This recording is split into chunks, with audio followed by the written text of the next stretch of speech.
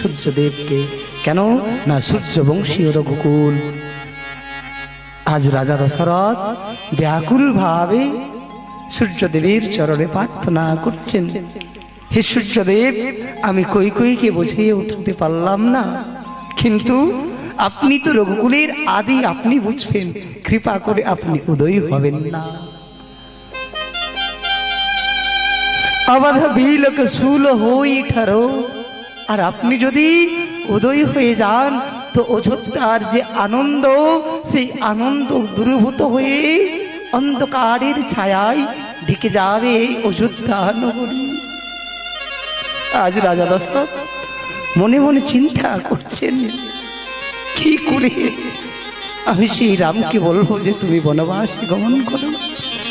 তাই তিনি সূর্যদেবের চরণে আদি কুল গুরু বলে প্রার্থনা করছেন যে আপনি কৃপা করে